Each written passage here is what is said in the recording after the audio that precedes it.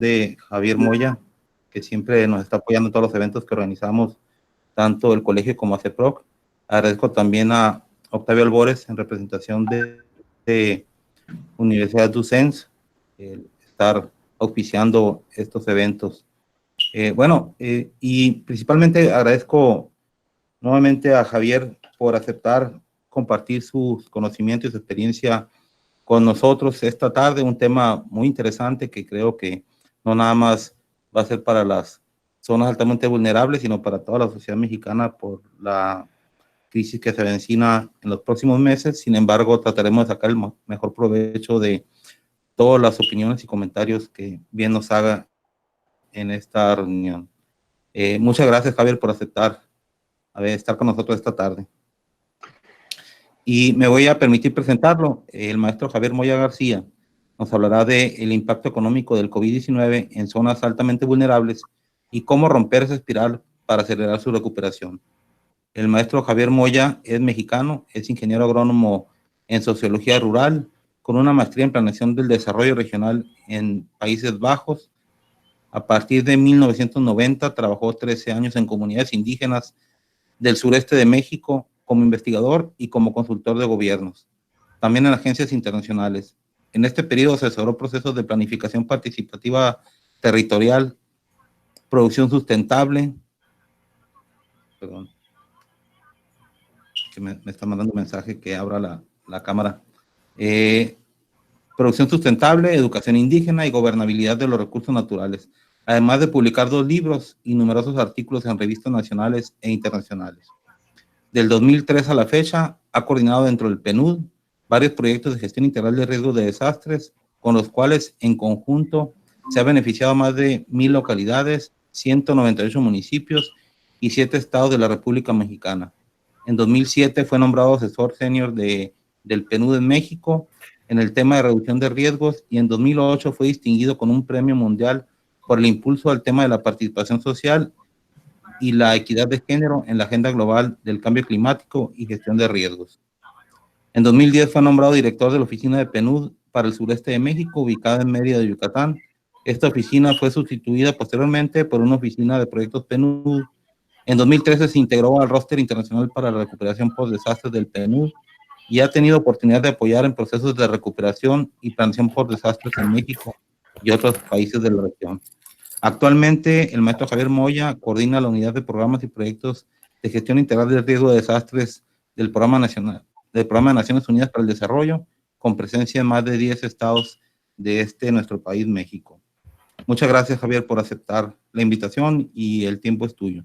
Les pido a todos los asistentes que por favor apaguemos todas las cámaras y pongamos en silencio los micrófonos para no robar ancho de banda al ponente. Y tendrá el maestro Javier Moya una presentación libre. Cuando concluya empezaremos una ronda de preguntas y respuestas. Les comento que para esta etapa de preguntas y respuestas tendremos un tiempo de 30 minutos. Quienes tengan interés en ir participando, dejen sus preguntas en el chat para darle lectura en el orden en que van apareciendo. A la 1:30 el foro se va a cerrar por respeto al tiempo del ponente y de los participantes de acuerdo a sus agendas. Gracias a todos y continuamos. Buenas tardes y adelante, Javier. Gracias, Mariano, y a todo el equipo de la asociación. Voy a comenzar a compartir la presentación. Espero que me confirmen si alguien no puede verla o no puede escuchar adecuadamente. Por favor, avisen. ¿Sí se escucha bien ahorita? Sí, se escucha muy bien y se ve muy legible la presentación, Javier. Gracias. Excelente. Bueno, pues escogimos, digamos, dentro de este ciclo de diferentes mesas de discusión, de diferentes conferencias, un tema de actualidad y un tema además en el que estamos volcados muchos de nosotros. Pues sin duda la pandemia COVID-19 ha cambiado nuestras vidas en términos del quehacer día a día, pero lo que todavía no sabemos es cómo la va a cambiar después. Y vamos a hablar hoy de un poco del impacto económico esperado, sobre todo en las zonas más vulnerables ante riesgos de México, y algunas alternativas que estamos explorando, que ya les contaré. Como saben, el Programa de Naciones Unidas para el Desarrollo, el PNUD, para los que no lo ubican muy de cerca, es una de las agencias de Naciones Unidas. En México es una de las 25 agencias presentes, una de las más antiguas también. Comenzó a trabajar en el 49, y es la dedicada al desarrollo. También tiene algunos temas digamos, de gobernación, etcétera, de manera que vemos una cartera muy amplia que va desde democracia, combate a la pobreza, desarrollo sostenible, y también prevención y recuperación de crisis. Ustedes saben que Naciones Unidas cuenta con agencias especializadas en la respuesta humanitaria, la OCHA y el Programa Mundial de Alimentos son el caso, pero para la prevención y para la recuperación nosotros somos los que tenemos el mandato. En particular, en este periodo 2018-2024, tanto a nivel global, nuestro plan estratégico, como en el acuerdo de país que se firma cada sexenio con México, pues está incluido el tema de promover la resiliencia y estar listos para cualquier desastre. La resiliencia es una forma de integrar la gestión integral de riesgos de desastre en el desarrollo, una perspectiva que no, digamos, no se agota en acciones preventivas, y que trata de poner el énfasis en la transversalización, digamos, casi invisibilización de la gestión de riesgos en el desarrollo. ¿Qué es eso? Todos hablamos de que la gestión de riesgos debe estar en todos los sectores, y que debe ser integrada a aspectos como la educación, la infraestructura, la planeación económica, pero digamos, hay pocos casos de países que lo han logrado, y cuando tratamos de transversalizar algo se difumina mucho. Entonces, hemos estado los últimos años diseñando, ahorita voy a compartir en la primera parte de esta presentación algunas de las metodologías y conceptos con los que tratamos de hacer eso, pero la manera en cómo, digamos, se logra reducir el riesgo a nivel de territorio, a nivel de país, no puede depender solo de protección civil. Y muchos y muchas de ustedes que están en esa área se preguntarán, bueno, entonces, ¿a quién le toca? Bueno, pues le toca justamente a todos los que están generando infraestructura, planeando el territorio, dando permisos, planeando inversiones, autorizándolas, etcétera. Ellos son los que a veces sin querer generan riesgo, pero son también los que pueden reducir ese riesgo. Entonces, ellos no quieren asumir una agenda de protección civil porque dicen, a mí eso no me toca, a mí me toca hacer carreteras o me toca instalar sistemas de agua, y por lo tanto lo que tratamos de hacer es invisibilizar la gestión de riesgos dentro de su gestión, para lo cual se requiere pues una serie de criterios que ya voy a explicar. Y esta comprensión ha sido, digamos, un proceso de 25 años. Ustedes, muchos de ustedes han leído, han escuchado el desarrollo del concepto de gestión integral que digamos, supera al tema humanitario. Aquí puse 30 años de esfuerzos para que la RRB o el GIR, digamos, se vaya consolidando. Y llegamos al momento actual, es decir, a la Agenda 2015-2030, con esta visión de que la gestión integral debe ser más que procesos separados, ya muy bien planeados, muy integrales, procesos integrados y tener jugando de nuestro lado de la cancha, tener como aliados a todos estos sectores que la deben implementar, como aquí pueden ver en la diapositiva, pues ha crecido en paralelo con otras agendas, la de combate a la pobreza, la de cambio climático, la de igualdades y equidades, solo por mencionar algunas, y el marco actual de Sendai, pues ya es paralelo a esta agenda 2030 de los Objetivos de Desarrollo Sostenible, con la cual hay cantidad de interacciones, y además se coinciden en las fechas.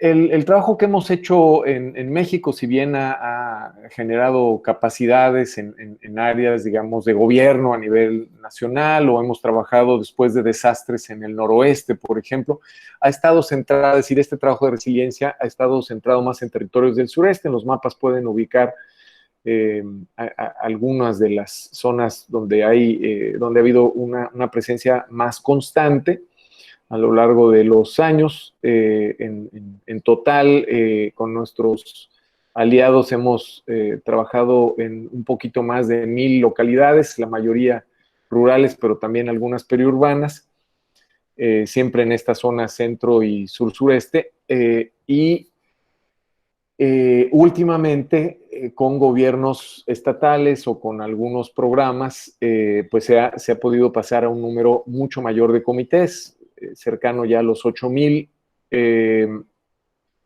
manera que esto le da un sustrato de trabajo territorial.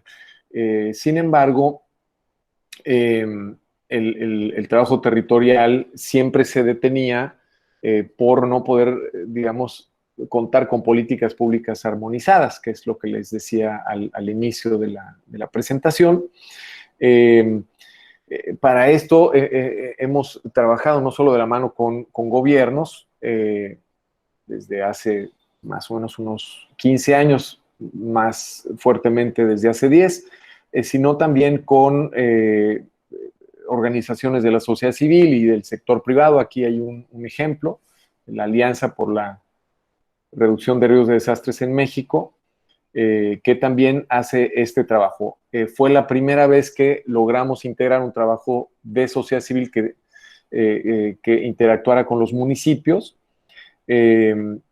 porque normalmente hacíamos nosotros ese trabajo de asesoría. En total hemos trabajado con 230 municipios en estos años. Me parece que la línea de mayor constancia ha sido con alrededor de 70. Muchos de ellos ya están certificados por la campaña global de municipios resilientes, otros están en proceso, pero esta es una de las características del trabajo que hacemos, la gestión de conocimiento. Es decir, de todo ese trabajo se han ido, digamos, destacando casos de éxito, lecciones aprendidas, prácticas preventivas, en muchos temas, en temas, digamos, productivos, en temas de gobernanza, de fortalecimiento institucional, de participación y diálogo comunitario, ambientales, etcétera. Entonces hemos ido seleccionando estos y publicándolos, la mayoría difundiéndolos de manera electrónica, pero esta es una característica que nos parece clave, y que nuestras alianzas, tanto con gobiernos como con instancias de la sociedad civil o de la academia, pues tratamos de armonizar para que también este talento, estas, digamos, habilidades, las lleven a cabo. No hace mucho publicamos, por decir un ejemplo, con el gobierno de Chiapas, todo un recuento, digamos, de buenas prácticas institucionales, ya producto de trabajo conjunto de los 3 niveles de gobierno y de academia, sociedad civil en ese estado. Lo mismo lo hemos hecho con sector privado, con algunas áreas de sector del gobierno federal, etcétera, ¿no? Otra característica interesante es la asesoría a gobiernos, que voy a detallar metodológicamente al rato, pero solamente para presentar algunos ejemplos. Les decía que con municipios la constancia se ha mantenido en alrededor de 70. Esto ha permitido cambiar planes municipales, planes de gobierno, reglamentos, etcétera, pero también a nivel estatal y federal se ha hecho ese trabajo. Aquí damos algunos ejemplos. En la numeralia, digamos, a nivel federal 20 propuestas de política pública hechas, 5 aprobadas, a nivel estatal 17 formuladas y 9 aprobadas, es decir, convertidas en ley o en reglas de operación, según el caso, y algunas a nivel también municipal. Siempre con la misma cobertura de sur-sureste, en este caso, pero es importante que nunca perdemos, me parece importante pues no perder la vinculación entre trabajo territorial y trabajo de política pública, cuando esto se puede.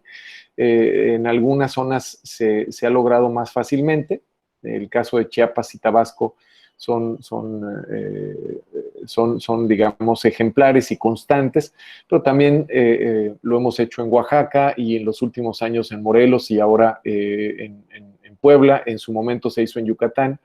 En cambio, hay estados donde hemos intentado hacerlo y se puede con sociedad civil o con gobierno, pero no con los dos. Algo muy importante es medir los avances, y esto es algo que hemos dejado también en manos o de academia o de gobiernos, según el caso, pero el PNUD tiene como por reglamento en cualquiera de nuestras intervenciones siempre tener un sistema de monitoreo y evaluación. En este caso les voy a comentar cómo funciona dos de ellos. Tenemos para políticas públicas, pues digamos, de esos niveles de gobierno, pero también tenemos para el trabajo municipal, que se divide en 6 o 7 grandes indicadores. En este caso municipal, armonizado, por supuesto, con el marco de Sendai y con la campaña global de municipios resilientes, pero también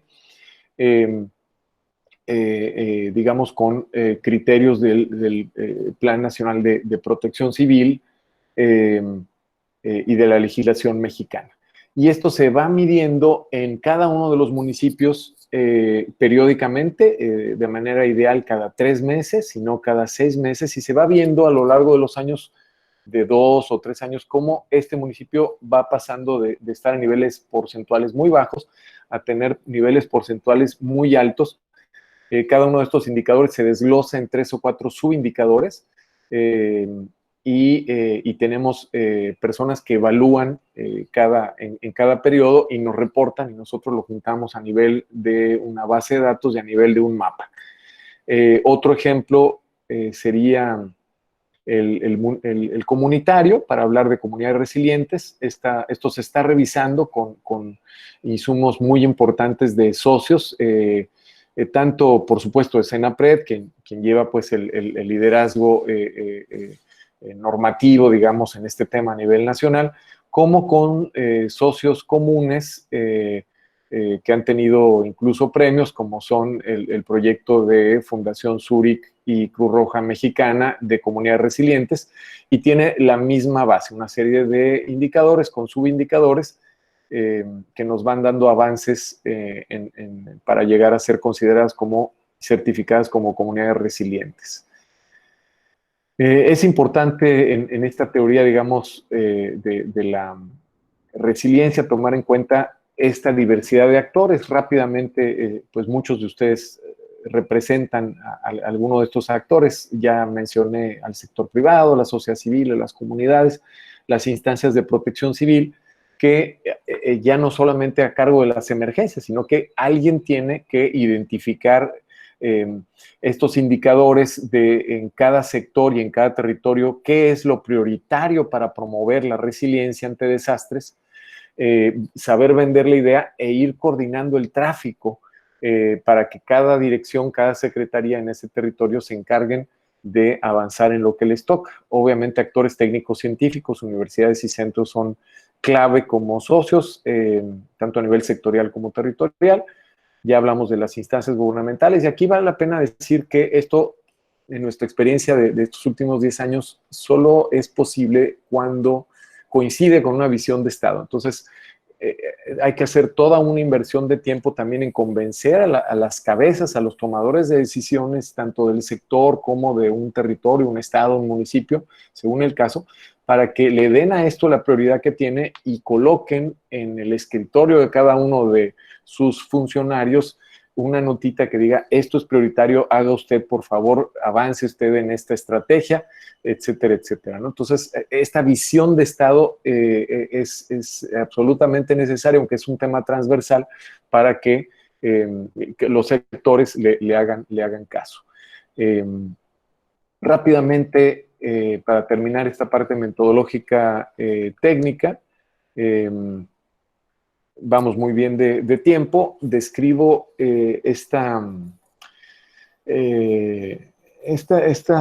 este ciclo, digamos, que le llamamos Laboratorio de Políticas Públicas. El Laboratorio de Políticas Públicas es una noción que se desarrolló al fines de los 90 en un equipo que promovía la adaptación al cambio climático entonces. Me tocó estar en uno de los primeros proyectos en el 99, y lo adaptamos a gestión de riesgos a partir, digamos, de los primeros años de este siglo. La idea es que el cambio de política pública no es una consultoría para presentar un artículo nuevo de la ley que pues a veces lo hace una persona que no está a cargo de las decisiones, que no conoce el contexto, que a veces no es ni del país, ¿no? Y Naciones Unidas, por mencionar una institución, y no repartir culpas a otros, contrata y presenta como producto, cobra y se marcha, sino que es un proceso complejo, con por lo menos 4 dimensiones o 5 dimensiones importantes, que tienen que ir evolucionando a lo largo de este proceso, que por lo menos en nuestra experiencia nos va a llevar 3 años. Recomendamos, como estamos hablando de gestión de riesgos, empezar o incluir un análisis de riesgo inicial, ya sea por territorio o por sector, detectar, digamos, varias cosas, detectar vulnerabilidades que nos están impidiendo avanzar, digamos, en la resiliencia, detectar algunas prácticas positivas que ya existan, tanto locales como institucionales, detectar oportunidades de cambio, digamos, ya sea a nivel territorial como sectorial. También analizar el contexto legal, el contexto institucional, digamos, en el que nos vamos a mover.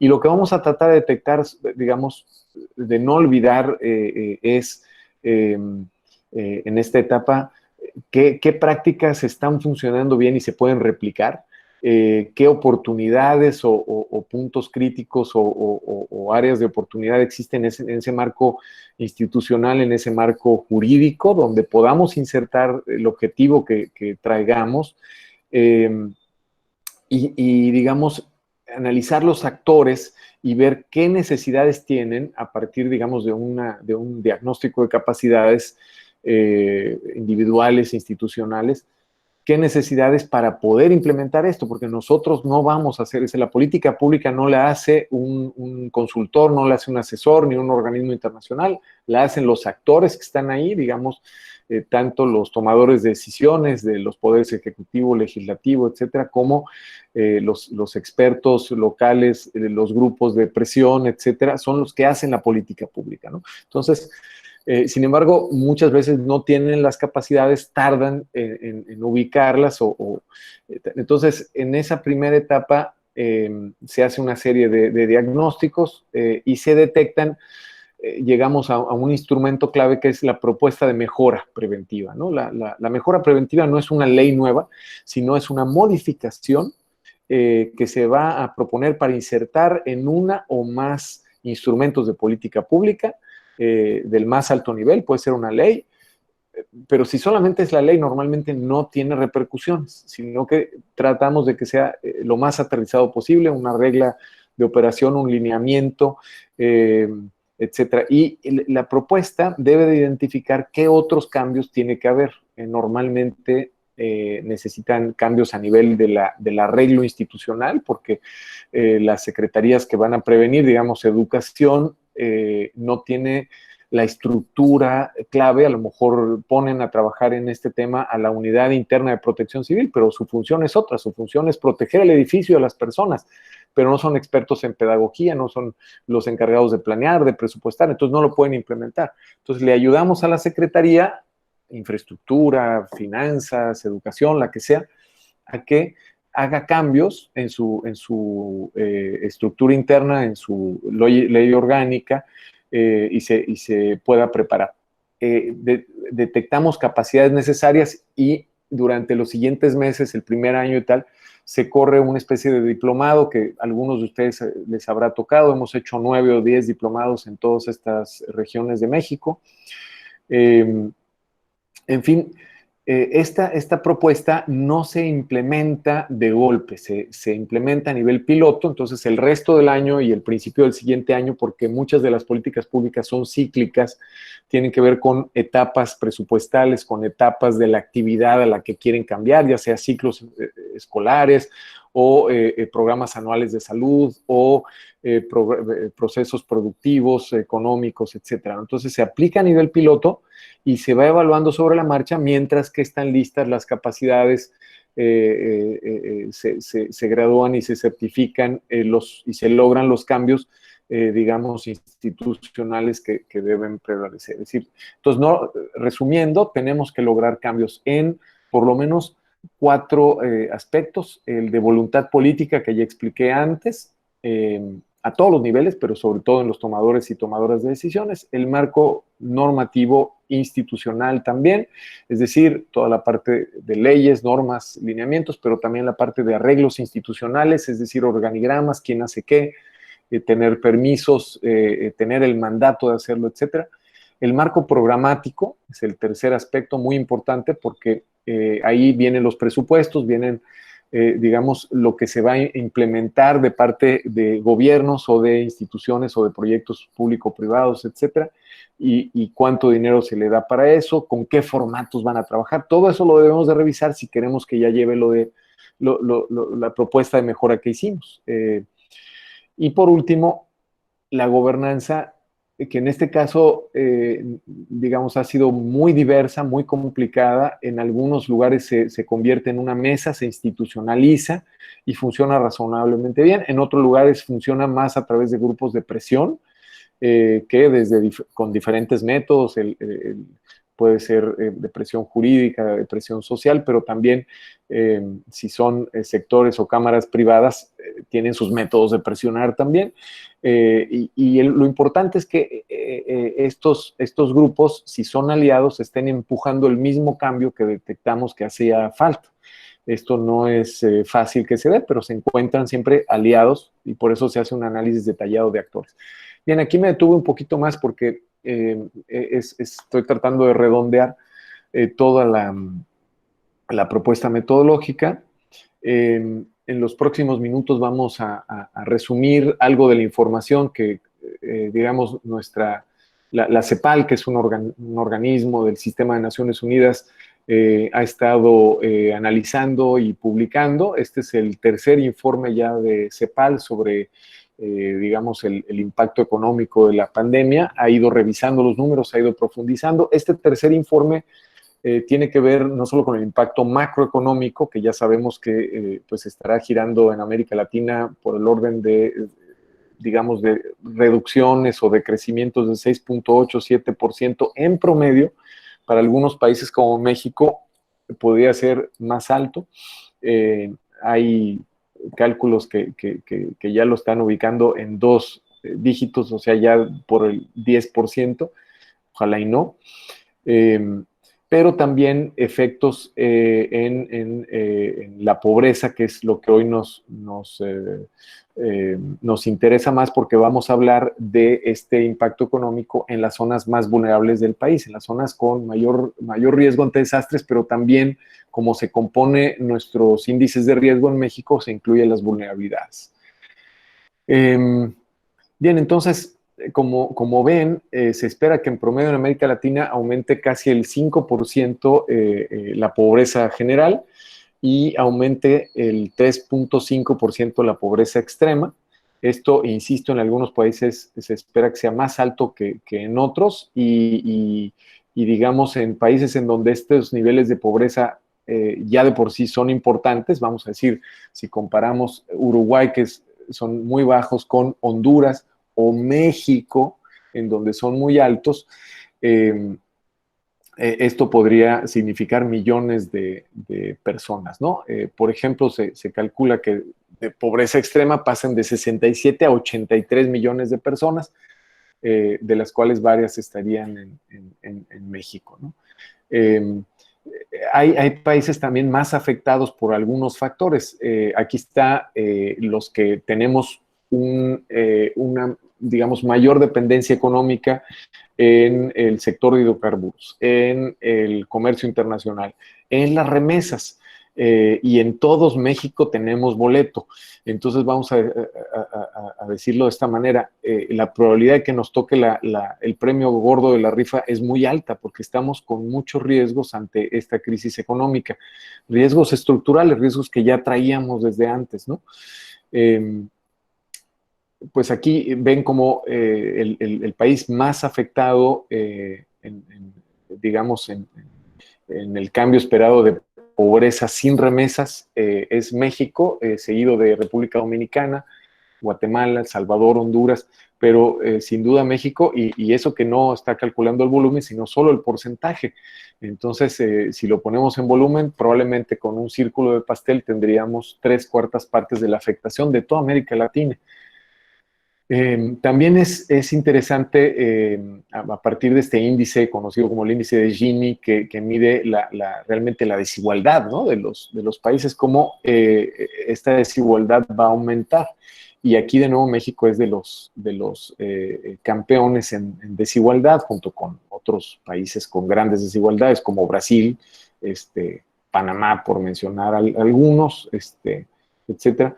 En donde tendríamos más, estos son los países y México es uno de ellos, que tendríamos más aumento, estaríamos dentro de los 6 que tienen más aumento en América Latina de desigualdad. Entonces no solamente es el decrecimiento económico del país a nivel global, que sería de los más altos, sino que esta crisis se sentiría de manera más fuerte entre los pobres y los más pobres. Hablan de que se empujaría clase media hacia la pobreza y pobreza hacia pobreza extrema. Estamos pues entre los que tendríamos un cambio mayor al 3%, y eso es enorme, como ya dijimos, ¿no? Pues algunos aspectos, digamos, que nos preocupan más, y ahorita ya hablamos de alternativas, pues, pero para terminar, los efectos negativos esperados en términos de pobreza, de marginación, de vulnerabilidad, bueno, pensemos en todos los millones de mexicanos y mexicanas que no tienen la posibilidad de trabajar a distancia, que viven en condiciones urbanas o periurbanas de hacinamiento y por lo tanto no pueden aislarse de manera efectiva. ¿Cuántos no tienen acceso al agua y saneamiento? Ya saben que de acuerdo con INEGI esto es 4%, de acuerdo ya con la Conagua ya hizo una estimación más realista del 8-9%, muy reciente, por cierto, y en una encuesta que pronto vamos a... en unos minutos les describo, hemos encontrado que casi la mitad de localidades de alta marginación, ya llevamos casi 200 localidades diagnosticadas, pero en este tema de agua y saneamiento, casi la mitad tienen problemas de acceso al agua en cantidad y calidad, especialmente en los estados más pobres, pero en todo el centro y el sur-sureste. Entonces, claro, estas dificultades se van volviendo mayoritarias a medida que nos vamos a lugares más vulnerables, ¿no? Por lo tanto, digamos, si bien al principio los riesgos de muerte por el COVID eran, digamos, más o menos parejos para toda la sociedad, en esta etapa, vamos a empezar a ver, es decir, si los primeros casos de COVID se registraron en todos los grupos sociales y sobre todo en zonas urbanas, y con mayores ingresos al principio, si recuerdan, los nuevos casos se empiezan a registrar en áreas de bajos ingresos y van a ir caminando hacia eso, hacia zonas más vulnerables económicamente y con menos acceso a servicios de salud. Por eso ahorita hago la siguiente presentación, porque justo las zonas más vulnerables ante cambio climático o de mayor riesgo en el país ante desastres van a empezar a coincidir con las que tienen más casos de COVID, lo cual es al revés de cómo está ahorita, ¿no? Bueno, esto es un poco las predicciones que tiene CEPAL. Hay un problema mayor en los grupos de economía llamada economía local informal o economía general informal, especialmente con participación de mujeres, de jóvenes, de población indígena o afrodescendiente, o de migrantes o desplazados, que claro, en este momento no pueden generar ingresos, pero tampoco tienen, bueno, no tienen ahorros obviamente, pero tampoco tienen la formalidad para acceder a muchos de los apoyos que ya existen, ¿no? Entonces serían los que más rápidamente caerían en esos niveles de ingreso, que es de los principales indicadores para considerar pobreza, etcétera, ¿no?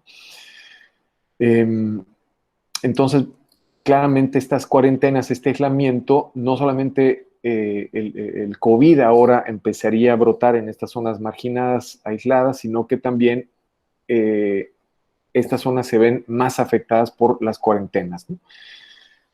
Son más difíciles de cumplir, pero también les afectan más. Bueno, antes de hablar de algunos casos de soluciones posibles en México, vamos a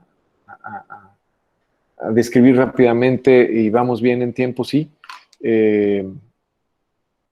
algunas sugerencias de la CEPAL para paliar esto. Claramente transferencias monetarias, que son programas que ya existían, o nuevos programas de transferencias de las que aquí en México llamamos directas, programas de lucha contra la pobreza, etcétera, ya sea condicionadas o no condicionadas. Por ejemplo, Sembrando Vida o Jóvenes Construyendo el Futuro sería un ejemplo de las condicionadas a una serie de tareas y trabajos, la de personas de la tercera edad o personas en fin, qué sé yo, son ejemplos de las no condicionadas. La CEPAL propone que esto se incremente, ya sea en cobertura o que haya nuevos programas para extenderlo por lo menos al doble en montos y en cobertura, ¿no? Y tratar especialmente de cubrir estos sectores no formales que son más vulnerables, ¿no? Los apoyos o transferencias en especies, especialmente en alimentos, medicamentos, digamos, instrumentación de protección, productos de aseo,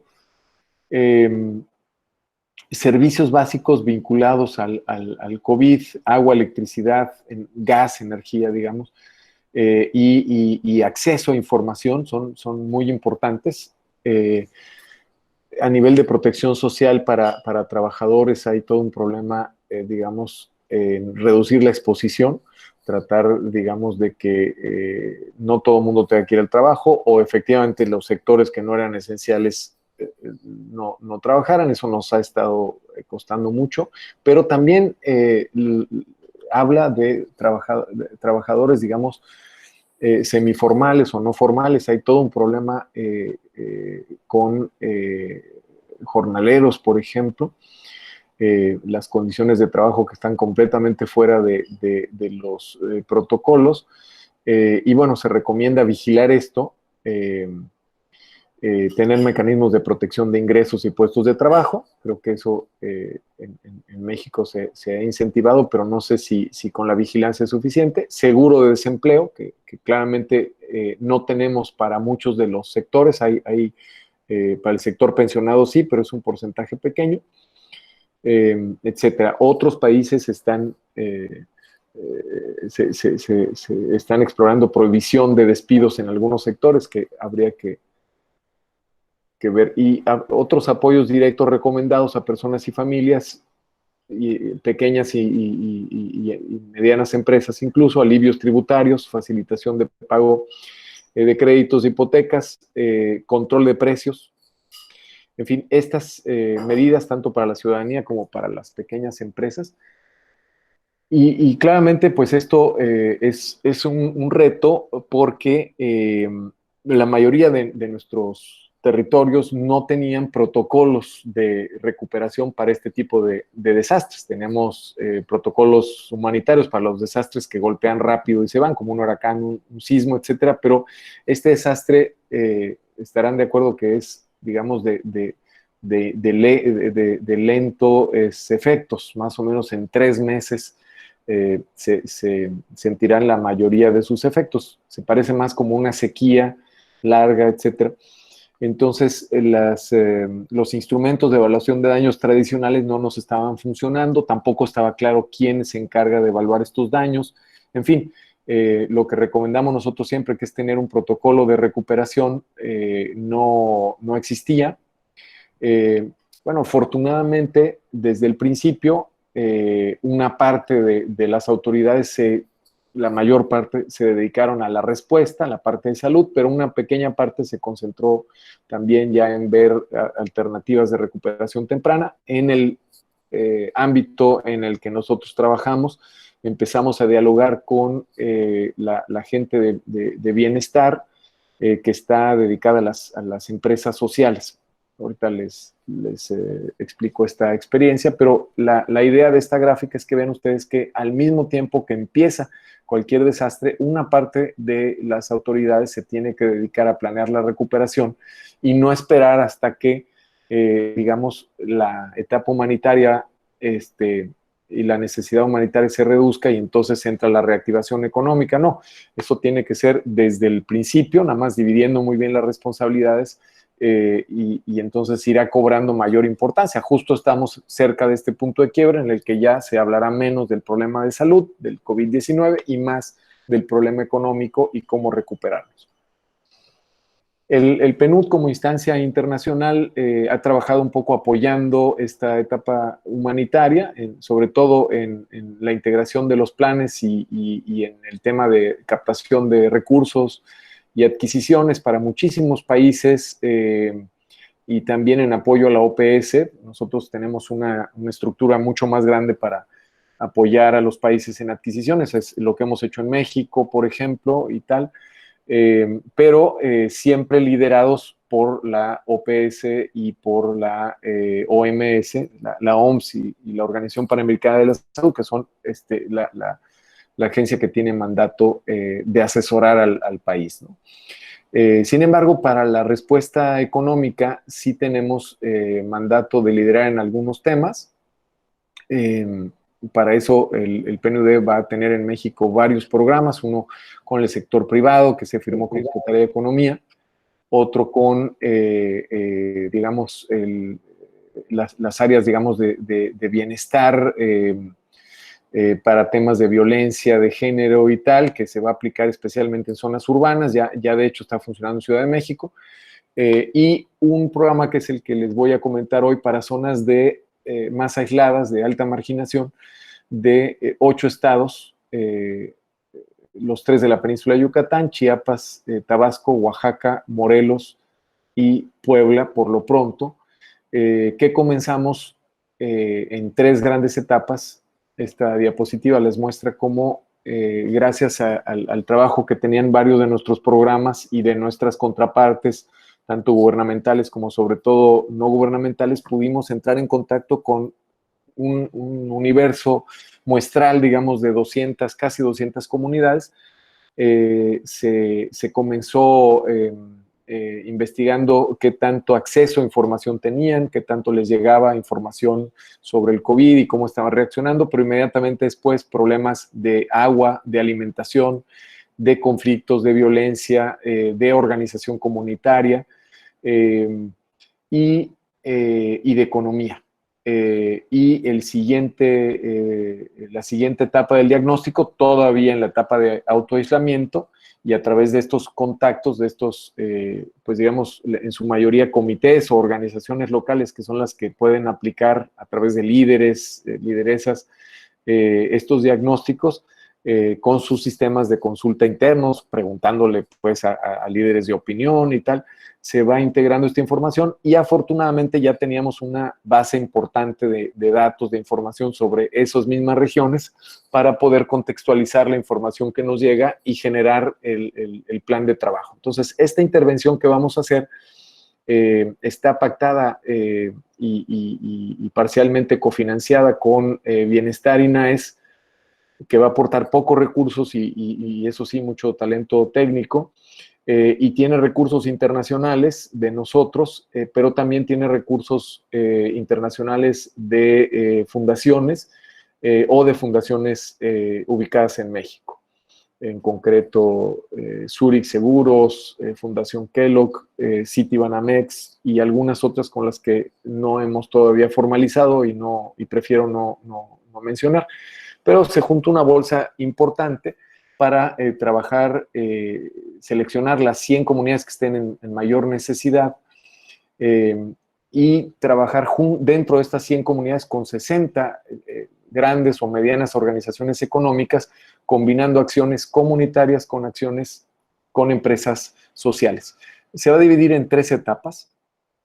En este momento estamos en la etapa 1, que como les expliqué, a través de estos diagnósticos se detectan las necesidades, le llamamos evaluación de afectaciones y necesidades, EAN, en lugar de EDAN, porque no es un desastre que deje daños, pero es un instrumento y una metodología que ustedes ya conocen y se imaginarán, solo que le estamos aplicando a distancia, a través de estas estructuras organizativas y a través de los medios digitales, digamos, de información, o de plano a veces, pues, con apoyo, llamando por teléfono, entrevistando, etcétera, ¿no? Ha llevado varias semanas de trabajo el acopio de la información y su análisis, y también se van a empezar en las próximas semanas ya las acciones de apoyo al tema alimentario y al tema de agua, y también a detectar tempranamente y canalizar algunos problemas de conflictos o de violencias.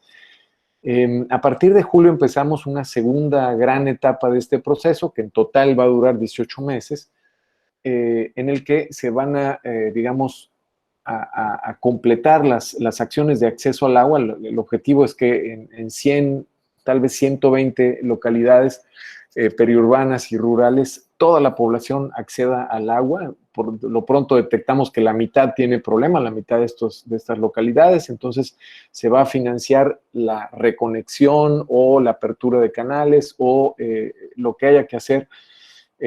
Y se va también a complementar con manejos de cuencas, sobre todo en zonas con orografía mayor al 3%, para que esto sea duradero.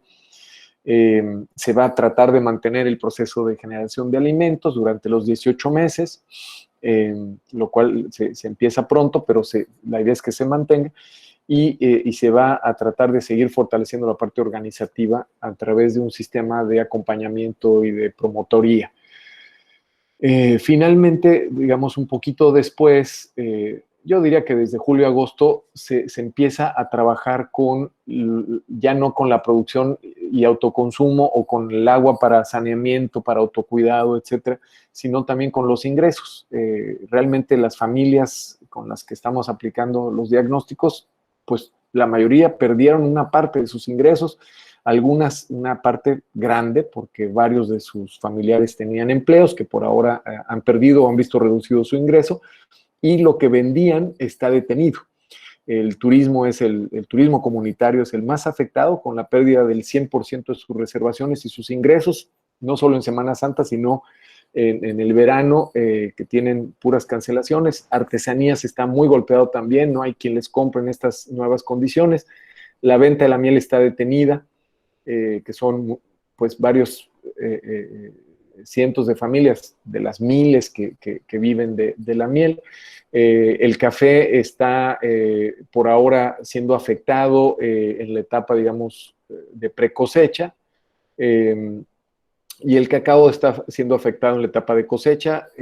Afortunadamente, los gremios, los sectores más afectados como el turismo, las artesanías, pudimos ya adelantar y empezar el diagnóstico con ellos y empezar también a formular de manera participativa con las directivas de estas empresas sociales estrategias de recuperación. Las estrategias de recuperación van a tratar de acelerar la reactivación económica. Si yo iba a tardar 3 meses en vender mi miel y cobrar, pues vamos a ver si canalizamos algún crédito para acelerar ese cobro o si le ayudamos a los acopiadores o a los vendedores de cacao a que diversifiquen su mercado. En el caso de los turisteros es hacer campañas para bueno, que se está determinando a qué mercados ir, recontactar a todos sus clientes, etcétera, ¿no? Pues con esto termino un poco ya la intervención. Es que no quería dejar el tema, pues, planteado teórica y metodológicamente, y con la información, pues, de las malas noticias, sino que por lo menos plantear algunas alternativas de lo que se puede hacer. La idea al final es beneficiar a través de los diferentes estrategias a unas 6,000 familias de manera directa y 20,000 de manera indirecta. Me parece que es muy, muy probable que lo logremos. La relación costo, digamos, el retorno social que le llamamos por persona es bastante económico porque no se trata de repartir despensas, sino de hacer intervenciones en el sistema, en las partes que estén más débiles este año, ya sea por el COVID o indirectamente por factores relacionados. Puede ser incluso la sequía que se está dando en este momento, problemas de mercado, etcétera, ¿no? También convertir esto en un modelo, que es lo que vamos a hacer también con INAES, para que se pueda replicar en muchas otras regiones. Muy bien, pues con eso termino. Aquí hay algunas direcciones por si alguien quiere también contactarnos de manera directa posteriormente para tener más información. Por supuesto, la asociación CEPROC podrá hacerles llegar la presentación, estoy seguro. Y vamos, si gustan, a dejar de compartir para atender algunas de sus preguntas. Muchas gracias, Javier. Vamos a empezar con la sesión de preguntas y respuestas. Tenemos algunas aquí en el chat. Hoy en redes sociales vimos la noticia o un documento donde la Comisión Nacional de Derechos Humanos solicitaba a las constructoras posponer el inicio de los trabajos del Tren Maya. Y en este antecedente, Alberto Flores pregunta qué medidas... Pregunta Alberto Flores, ¿cómo afectaría la construcción del Tren Maya en la recuperación de las zonas altamente vulnerables frente a la crisis del COVID? Si quieres voy haciendo una y las vas respondiendo. Si son varias y las leemos para poder contestar de manera más eficiente, como tú prefieras, okay. Mariano. No tienen secuencia las que tengo aquí ahorita, ¿eh? Adelante. Entonces, pero si quieres te hago la segunda para contestar de manera global. Gonzalo de la Peña pregunta, Javier, buena tarde, hablas del Acuerdo de París, pero parece que el actual gobierno federal no le interesa la oficina de representantes que representa. ¿Han tenido algún acercamiento sobre el tema? Si quieres estas dos, Javier, y ahorita te hago otro par. Claro que sí, me la pusieron fácil las dos. Muchas gracias, colegas. Bueno, yo sobre no estoy exactamente familiarizado con el caso legal que generó el amparo y la orden del juez de la suspensión de la construcción del primer tramo del Tren Maya, que era el más avanzado. Que era el único que estaba previsto, entiendo yo, para iniciar. En todo caso, la pregunta es como vis a vis la recuperación económica, ¿qué podría afectar? Es decir, entiendo yo que la razón por la que se pidió detener el inicio, evitar el arranque de estos son razones de salud, y es que no se podía garantizar, al igual que les hablé del trabajo en algunas maquiladoras o con jornaleros, garantizar que en estas zonas las acciones de construcción mantuvieran todas las recomendaciones preventivas de sana distancia, etcétera. También es cierto que va a atravesar algunas de las zonas más vulnerables o que ya tienen niveles altos de infección y de enfermedad, pues empezando por algunas zonas de Tabasco, ¿no? Y de Campeche, que han estado sobre todo afectadas más por el sector petrolero, pero que están, las personas que se retiraron y regresaron a sus municipios, están ahí ubicados, ¿no? No le veo fuera de esto una gran interacción a la recuperación económica y a este caso, digamos, tampoco está claro que las inversiones secundarias, más allá de la inversión propia de infraestructura del tren, tengan un impacto positivo o negativo para las comunidades. Les doy dos ejemplos. En el caso, digamos, ya hablando de la ruta que va a seguir, el Tren Maya va a atravesar territorios en donde los sectores que estamos trabajando incluyen artesanías, incluye turismo, apicultura y digamos, milpa o diferentes formas de agricultura más o menos modernas basadas en el maíz. La que estará más afectada, más directamente vinculada al Tren Maya sería el turismo.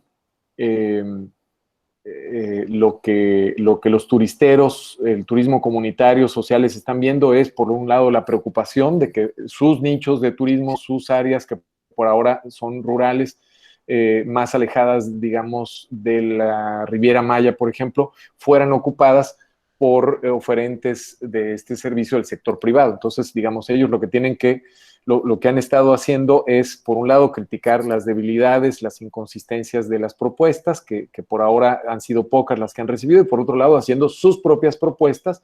Me consta algunas técnicamente bien fundamentadas, otras todavía incipientes, para poder invertir y ocupar esos nichos, o por lo menos evitar que se los ocupe el sector privado, que ya se está extendiendo. Es decir, sí está muy claro que el Tren Maya no tiene que ver con que grupos de la Riviera Maya estén comprando lagunas y cenotes en el resto de la península, pero claramente están viendo una inversión de largo plazo motivada por el aumento de los turistas ahí. Entonces, sí, ese sector es el que podría estar más afectado y sí se tiene que poner las pilas de organizarse, como algunos ya lo están haciendo, me consta, porque hay una red importante de 20 y tantas cooperativas turísticas, algunas muy premiadas, ya muy consolidadas, y otras nuevas, que están haciendo propuestas técnicas de manera, me parece, muy, muy responsable, sin, digamos,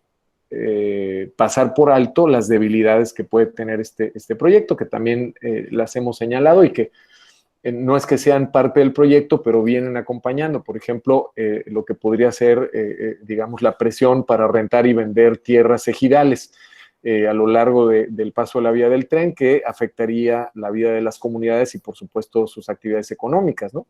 En algunos lugares ya ha sucedido, entonces no hay que perder de vista esto. Como les decía, el análisis de riesgos, Mariano y colegas, tiene que tomar en cuenta no solamente la afectación directa, nuestra metodología que ustedes conocen muy bien de evaluación de daños y pérdidas, no solamente tiene que tomar las pérdidas que llamamos directas o los daños directos, en este caso son pérdidas, sino también las indirectas, que en este caso tienen que ver, por ejemplo, con cambio climático, con mercados, pero también con políticas públicas en sus externalidades negativas, ¿no? En cuanto a cambio climático, sí me parece que, es decir, por lo menos nosotros no sentimos como PNUD que se haya desestimado los proyectos. Yo lo pongo en términos objetivos de cartera de proyectos. La cartera de proyectos de cambio climático para México, financiados o cofinanciados entre México y el Fondo para el Medio Ambiente Mundial, toda está caminando o bien operando, la que se había gestionado el año antepasado, el año pasado, o bien en gestión. el programa en el que yo estaba colaborando se aprobó, se firmó, etcétera, ¿no? Me parece que sí tenemos que revisar que haya coherencia con las demás áreas. El cambio climático o las estrategias de mitigación y de adaptación son como la gestión de riesgos. Tienen que también ser transversales a las demás áreas. Entonces, me imagino que la inquietud proviene de algunas medidas más recientes de política energética. Pues sí, tiene que haber una revisión, por lo menos nuestra recomendación es así, una revisión transversal para que los demás sectores, digamos, tomen medidas que coadyuven al compromiso que firmó México y que México en ese sentido está honrando. Pero si con otras medidas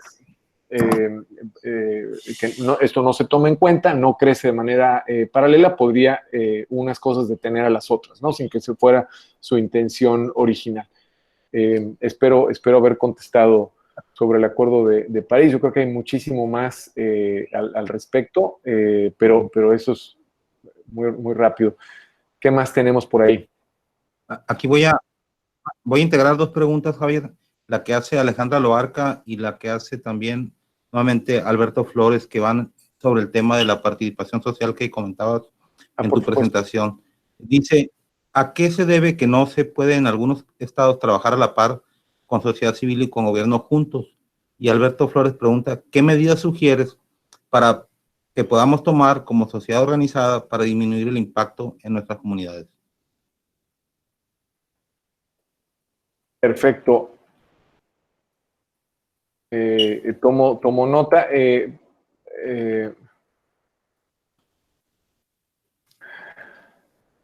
Me imagino que la última se refiere al impacto del COVID. Digamos, creo que las medidas las conocemos todos, pero a ver, vamos en orden. Sí, yo creo que se refiere o depende de, es decir, que en algunos estados sea más fácil dialogar entre sociedad y gobierno y trabajar juntos en pro, digamos, de la resiliencia o del desarrollo sostenible o de la gestión de riesgos. Depende de procesos normalmente previos a las intervenciones, a lo que uno puede hacer en 1, 2 o 3 años. En estados donde la sociedad civil se ha debilitado mucho, me tocó, lo voy a decir muy en positivo, digamos, hay estados como Oaxaca y Chiapas donde la sociedad civil, o Puebla, la sociedad civil tiene una larga tradición, hay cantidad de organizaciones sociales y de OSCs muy fuertes con proyectos, con financiamiento, con redes y con interlocución. Hay otros estados donde tradicionalmente existían muchas menos, vamos a decir, como ejemplo, no sé, Campeche o Morelos, en número, ¿no? Y en presencia y en capacidad económica, etcétera. Entonces, esto es un factor. También hay gobiernos que tienen una vocación de mayor diálogo, de mayor capacidad de diálogo por su extracción política o por las prácticas de algunos de sus funcionarios. Y ese diálogo no es solamente con sociedad civil, sino que están más abiertos e implementan mecanismos interinstitucionales, digamos, con universidades, y esto para la JIRD es súper importante, ¿no? Entonces, también hay un tema de constancia. Tanto sociedad civil como gobierno, cuando implementan o tienen estas iniciativas o estas capacidades y proyectos, pues un factor clave es que no se acaben en 2 años o en 3 años o en 4. Entonces, si tenemos procesos de muchos años de sociedad civil o de muchos años de diálogo, como por ejemplo la política de gestión de riesgos en el estado de Chiapas, que tiene una constancia de muchos años, pues es mucho más fácil establecer fondos mixtos, como lo hemos hecho con ellos, o mesas de diálogo para temas rápidos. Surge el tema de los desplazados, mesa de diálogo. Surge el tema,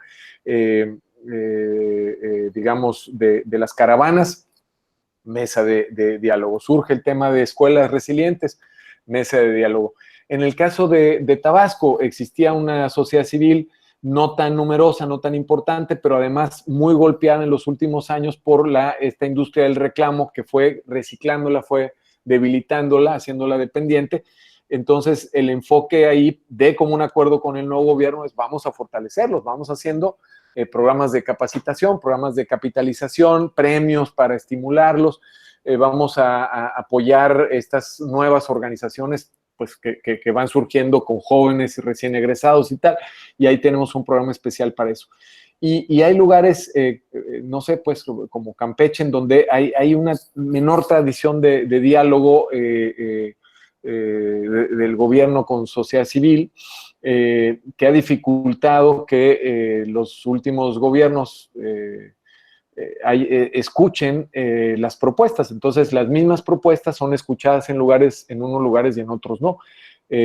Nuestro papel es siempre como ponerlos a dialogar juntos, presentarlos, capacitar a ambas partes, fortalecer sus capacidades, tratar de que no se trate solo de queja, queja, queja o crítica, crítica, crítica, sino propuestas constructivas, viables, y por otro lado que haya espacios donde esas propuestas quepan.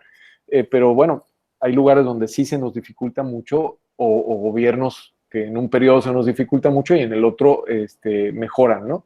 Espero haber contestado esto y no haber dado demasiados ejemplos específicos que son generalizantes y la verdad es que evitan ver que en todos los lugares pues hay avances y retrocesos a pesar de las tendencias, ¿no?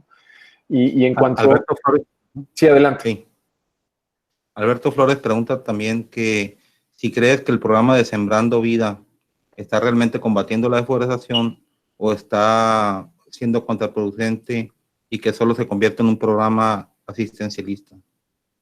Muy buena pregunta. Ahorita voy para allá. Me faltó abundar un poquito en esta última de como sociedad organizada, ¿qué podemos hacer?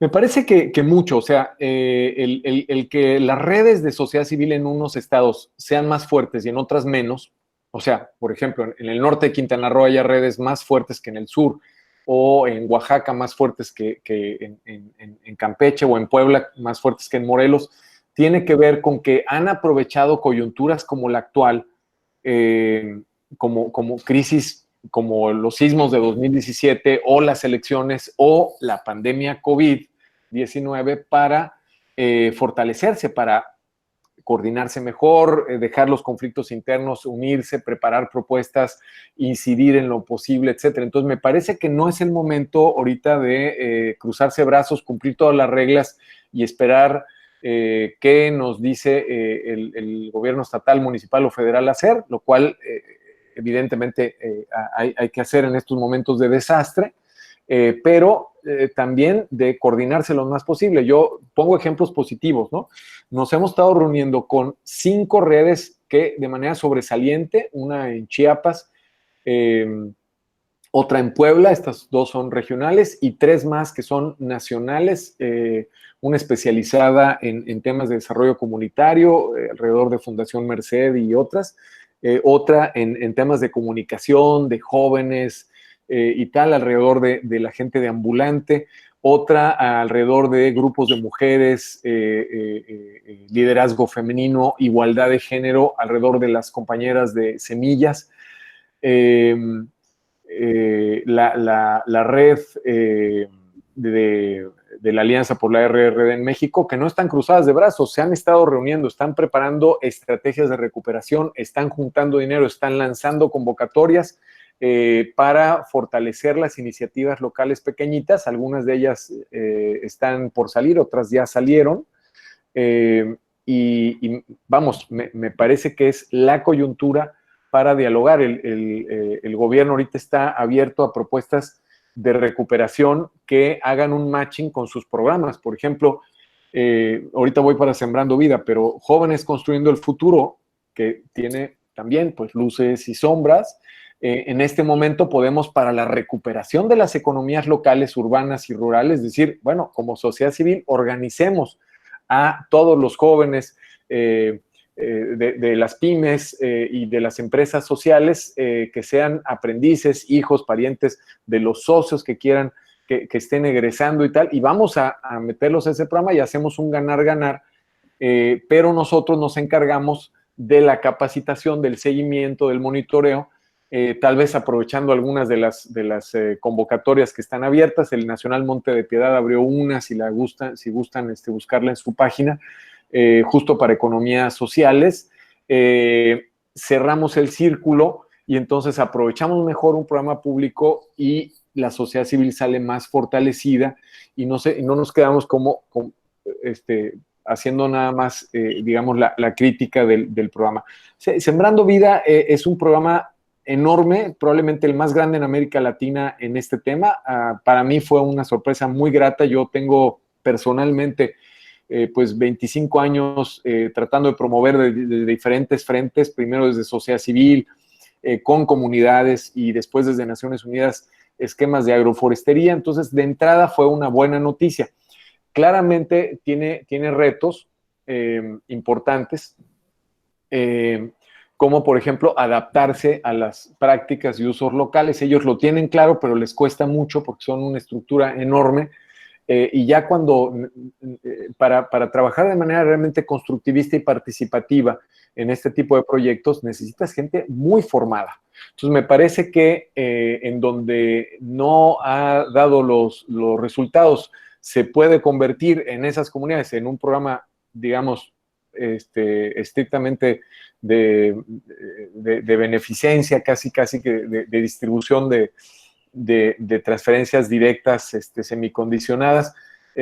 Sí, porque si no se está logrando conectar con las prácticas agrícolas y agroforestales de esa región, fortalecer el núcleo ejidal, enriquecer la sociedad con la mayor participación de jóvenes y de mujeres, darle valor agregado, desvincular esos sistemas con algunas dependencias que involuntariamente habíamos impulsado durante años de insumos externos químicos que francamente no le aportan mucho al esquema, es decir, impulsar estas economías circulares con proveeduría local y con agregación de valor local. Eso en algunos lugares se está haciendo y en otros no, y me parece que depende en gran medida de la capacidad de los niveles gerenciales y sobre todo de los técnicos y promotores locales de este programa para conectar con las organizaciones y dialogar. Sí, yo he visto ejemplos entonces muy claros, muy afortunados, preocupaciones muy bien atendidas y otros que lamentablemente no lo logran. Muy bien, Javier, te hago las 3 preguntas que tengo pendientes para con esto cerrar la ponencia. Gracias. Dice Miguel Ruelas, el turismo es muy importante en esta región de Quintana Roo. ¿De qué manera podría aprovecharse estos programas para reactivar la zona? Luego, Jonathan Velasco comenta, el aterrizaje de esta propuesta, la que hiciste sobre la reactivación, ¿qué se movió? El aterrizaje de esta propuesta escalonada, ¿la hace el PNUD o cómo se lleva a cabo?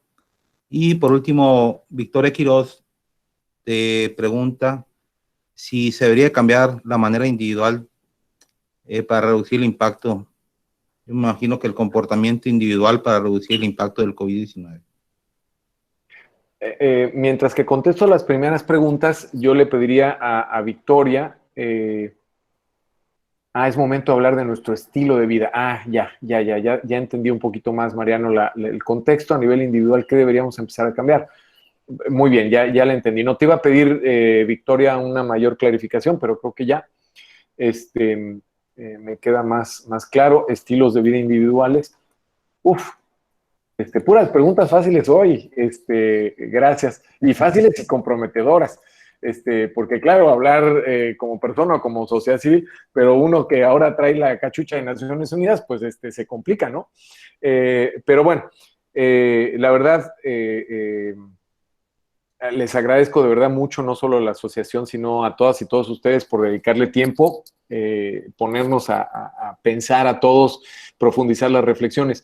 El turismo, sin duda, es la actividad más afectada por este tipo de desastres. La pandemia H1N1 dejó esas lecciones tristes en la Riviera Maya, pero si nos ponemos a pensar en el turismo comunitario como una alternativa de desarrollo, no solo de empleo, pues los impactos fueron enormes. O sea, hubo empresas sociales de turismo que tardaron 4 o 5 años en recuperar los niveles de visitantes, de turistas que tenían antes del H1N1, y ahorita está peor. Se espera que estos periodos de retorno sean iguales o peores. Yo creo que es una buena oportunidad para repensar el turismo. Hoy justamente hubo un buen seminario al que se conectaron una buena parte de mi equipo y muchas de las cooperativas con las que trabajamos. Y es momento de pensar en,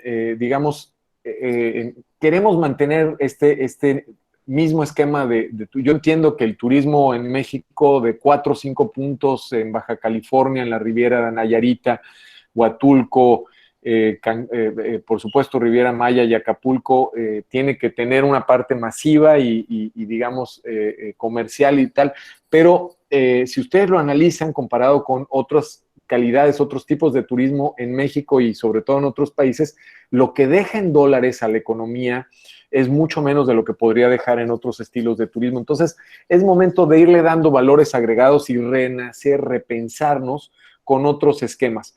En lugar de competir entre mar y tierra, tendríamos que generar sinergias. En lugar de competir entre un recorrido, a ver, ¿cómo funciona ahorita? Ahorita sacan a los turistas de la playa, de cualquiera de estos spots, y los llevan rapidísimo a ver unas ruinas, o rapidísimo a ver una cascada en Oaxaca, o rapidísimo a ver, un pueblo artesanal, o unas cuevas en Baja California, me parece que estos actores que por ahora reciben solamente el pago de la entrada, tendrían que ser de los organizadores de esas giras y promover que hagan una noche, que visiten 3 spots, consuman en 4 de los lugares de restaurantes, que dejen en unas cabañas dinerito, y que además el broker, el dueño de las camionetas, no sea alguien de los mismos hoteleros del puerto X o Y, que se quede con toda la ganancia. Tenemos que cambiar ese esquema. Y eso implica que los gobiernos nos ayuden a generar productos más integrales de turismo, una visión de turismo que no solamente salga a la playa, sino playa, cultura, ciudad, naturaleza, ¿no? Y que las cámaras le den voz en sus campañas a estos actores. Por nuestro lado, me parece que hay que profesionalizar los servicios, hay que ofrecer seguridad total, tener las certificaciones internacionales que se requieren y tal. Aquí le vamos a invertir en este año millones de pesos a eso. Sí nos parece que tenemos que quedar por lo menos a nivel de las pymes privadas, todo el sector social a este nivel, pero requerimos de que las políticas públicas pues sean más parejas en ese sentido. Hay disposición, hay diálogo con Fonatur y con gobiernos estatales. Entonces, me parece que sí es viable. También hay un problema de proveeduría, perdón que haya olvidado esto. Fíjense, no sé si en todas es igual, pero en la Riviera Maya, ya que usted me habla de Quintana Roo, menos del 3% de toda la proveeduría la obtienen de la península de Yucatán. O sea, están trayendo sándwiches de Florida, según un estudio de mercado que hicimos junto con la Universidad Marista de Cancún. Traen miel Heinz de Estados Unidos cuando la península es productora de miel. Las colchas las manufacturan en el Río Amarillo, en China, en lugar de... Y la verdad es que yo sé que hay márgenes de utilidad, pero con las debidas políticas públicas, con la legislación de apoyo, con los incentivos, no todo, pero podríamos sustituir una parte de esa proveeduría en el sureste de México, que es el más necesitado. Entonces, de verdad, el margen de mejora es enorme. Simplemente con que pasáramos del 2.5 al 5%, estaríamos por abajo del sector petrolero en México, que ya es un drama, pero ya pasar del 2.5 al 5 generaría el doble de ingresos, el doble de empleos en estas zonas indígenas de la península de Yucatán. Sí, el proyecto que presentamos, un proyecto en alianza con todas estas fundaciones y donantes, pero también tenemos aliados implementadores. Voy a hablar de otro ejemplo que no sea, a ver, en apicultura. porque hable mucho de turismo. En apicultura vamos aliados con una gran red de cooperativas y productores, con una gran comercializadora social del comercio justo y del comercio orgánico internacional. Vamos de la mano con el Ecosur, que tiene el mejor grupo de investigación, bueno, también otras universidades del sureste de México, pero sobre todo el Ecosur, con un grupo de investigadores excelentes que nos está ayudando a hacer los diagnósticos y las estrategias. Vamos de la mano con una red de codonantes y de socios, incluso la Asociación de Exportadores, pero una red que se llama Colectivo CAP, que tiene varias empresas del sector privado en apoyo al sector social apícola. Entonces, no vamos solos en la implementación, pero sí, ante los donantes somos responsables al 100% de lo que se haga con esos recursos. No es un recurso para distribuirse, es un recurso que una parte se va a inyectar directamente a las comunidades en especie o en pequeñas donaciones. Por ejemplo, ya se financió la compra de semillas, ya se está financiando la producción de cubrebocas por parte de varias cooperativas de mujeres, ya se está financiando la manufactura de instrumentos de comunicación, de difusión respecto al COVID, pero también se está financiando estudios de mercado, digamos, de eficiencia administrativa, se están diseñando programas de capacitación, etcétera. Entonces, todo va a ser, sí, responsabilidad del PNUD, pero tenemos un grupo numeroso de socios en cada sector con el que vamos a trabajar. Y la última pregunta, la de Victoria, sobre estilos de vida. Victoria. Perdón. Sí, sobre el estilo de vida que hace Victoria, ¿no? Que si Exacto. debemos de cambiarlo a partir del COVID. Exacto, la última pregunta de Victoria sobre estilos de vida. Bueno, la nueva normalidad sigue siendo un misterio, creo que para todos, aunque no todos lo reconozcan, pero estamos en qué etapa estamos. Estamos en la etapa de todavía quién sabe. Claramente, lo que sí está claro es que no debemos repetir. Es decir, ¿qué generó vulnerabilidades y riesgos y nos convirtió en uno de los países más vulnerables ante esta pandemia? Eso en buena parte lo sabemos. Pues ya hablé de la economía y de la fortaleza o debilidad de nuestro sistema, digamos, de fomento económico, de combate a la pobreza o de salud, aunque no fue el tema de hoy.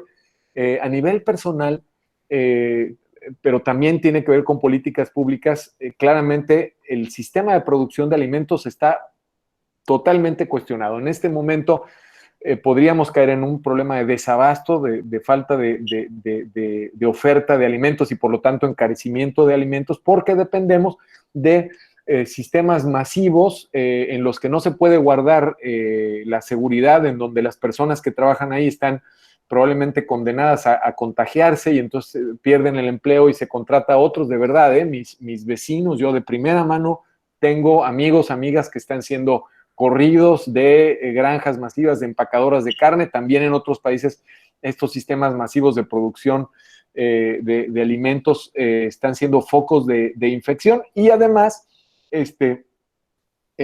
nos proveen de alimentos que no siempre son de la calidad. Entonces, otro tema es, pues, revisar la producción, no regresar, pero sí ir a una nueva realidad de producción de alimentos en la cual haya más autoproducción en las zonas periurbanas, en zonas urbanas y sobre todo en zonas rurales. Por ejemplo, yo tenía años queriendo hacer un huerto familiar y ya tenemos un huerto que nos está dando ahorita la mitad de los vegetales que consumimos. Entonces, me parece que hay que cuestionar esta cantidad de alimentos hipercalóricos que también nos tienen como país campeón en diabetes, hipertensión, triglicéridos y tal, y que son morbilidades no solo para el COVID, sino para el nivel de desarrollo. En fin, insisto, son estilos de vida que nos debemos cuestionar, pero también son políticas públicas que dejaron que eso se convirtiera en regla para las escuelas, para las familias, en artículos aspiracionales para nuestra sociedad, ¿no? Entonces, bien, buenísima pregunta. Me parece que cerrando el círculo, tendríamos que empezar con ese cambio y transmitir ese cambio en nuestro entorno, en escuelas, en lugares de trabajo, y si hacemos desarrollo o si damos asesoría a gobiernos, ¿por qué no promover programas y proyectos que aprovechen la sensibilidad que hay ahorita, mi estimado Mariano y estimados y estimadas todos, aprovechar la sensibilidad que hay ahorita en autoridades y en sociedad para promover esos cambios, ¿no? Y con eso pues cierro y de verdad agradezco muchísimo la oportunidad de sus preguntas, su interés y su tiempo, y les dejo que ustedes cierren. Te devuelvo el micrófono, Mariano Catase. Sí, una última, Javier, que está poniendo Jessica Contreras, nada más como consulta, que trabaja en una ONG con 221 comunidades en extrema pobreza y que dónde puede conseguir semillas de tecnologías para donar a los grupos comunitarios. Claro que sí. Bueno, para no entrar en detalle, le pongo aquí mi correo, javier.moya@undp.org, para que me diga en dónde está el trabajo que hace. Híjole, son un chorro de comunidades, y le doy y aprovecho para también platicar en estos minutitos ejemplos muy buenos que nos dan las comunidades y las organizaciones civiles. En la península de Yucatán, con el huracán Isidoro, ustedes recuerdan, seguramente ustedes en la asociación, Mariano, recuerdan cómo se nos acabaron las semillas con el Isidoro, luego con el Vilma, luego con el DIN, y muchas comunidades que producen para vender a las ciudades, pero también producen para consumo, de repente no tenían que sembrar porque se perdieron las cosechas. Los huracanes llegaron en esa época, ¿no? En esa época promovimos un grupo de comunidades, y nosotros como asociación promovimos un esquema que se llama ferias de semillas. Y las ferias de semillas empezaron a ser subsidiadas por nuestros proyectos, de manera que los que no habían sido directamente afectados y que tenían disponibilidad de estas semillas, las guardaron y las compartieron, las vendieron a un precio justo para ellos, pero muy baratísimo para las familias afectadas, y el diferencial lo pagaba el proyecto. Las vendieron, y de esta manera evitamos que la gente tuviera que sembrar la semilla que estaba disponible en la tienda de Diconsa y de Conasupo, que no es semilla local, no es semilla criolla, no es semilla ambientalmente adaptada. Esa práctica, pues, iba a desaparecer, pero la gente la tomó en sus manos y la hizo suya, y desde 2003, 2004 hasta el 2019, perdón, se han hecho cada año más ferias de semillas en más estados del sureste de la República Mexicana, 37 ferias el año pasado, con miles de personas que ya intercambian sin subsidio. Nosotros solamente llegamos a subsidiar, o programas gubernamentales que incluso ya están aportando esto, solamente subsidiamos los años que hay desastre. De manera que el año pasado, por ejemplo, libremente ellos intercambiaron. Este año, por el COVID, se suspendieron por primera vez en 17 años, se suspendieron las ferias de semilla. ¿Pero qué está pasando? Se pusieron de acuerdo por WhatsApp, por las redes, todos los productores y los demandantes, los milperos, porque ya hay comités formados en cientos de comunidades en el sureste, y han hecho una lista de necesidades de semillas. Por lo menos en Campeche, Yucatán y Quintana Roo, que conocí yo la lista, son miles de toneladas, y entonces los que tienen mayor disposición y sacaron semilla de buena calidad en tiempo y forma, ahora con recursos del programa la van a poder llevar a repartir al resto de las comunidades que no tienen suficiente semilla porque la perdieron, porque tuvieron mala cosecha, porque se la tuvieron que comer en una emergencia, lo que quieran y gusten. No solamente de maíz, de unas 20 especies ligadas a la agricultura campesina, y esto va a paliar la crisis. Sin duda va a ayudar mucho a reducir la vulnerabilidad de estas familias en los próximos 2020, 2021, por lo menos.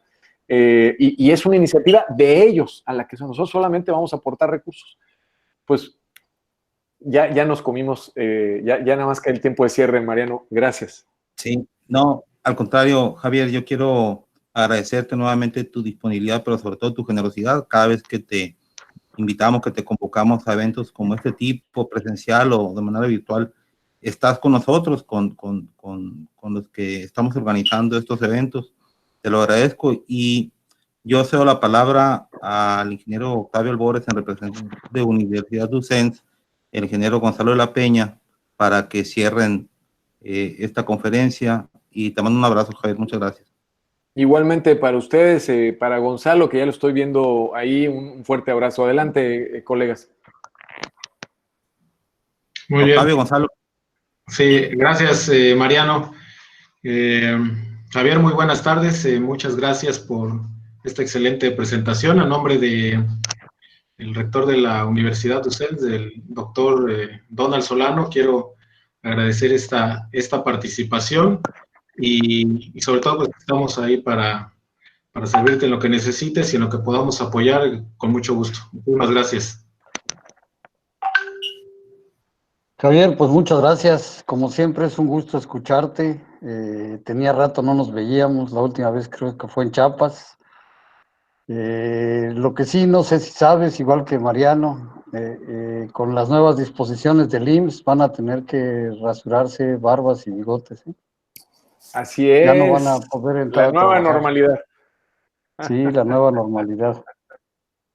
Y pues muchísimas gracias, la verdad, por participar. Tú sabes que en la CEPROC, bueno, en el colegio y obviamente en la universidad, pues siempre tienen las puertas abiertas. Si algún día tienes interés en que difundamos algo en particular, pues avísanos y con gusto lo hacemos, ¿no?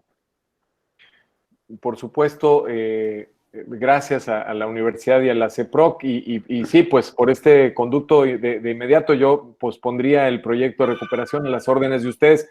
Si a través de la amplísima red que tienen hay iniciativas como la que me comentaban al final, por favor háganla llegar. Pues por supuesto ustedes tienen mis datos y me pueden localizar, ya tienen hasta el teléfono de mis parientes, entonces estamos muy, muy en contacto.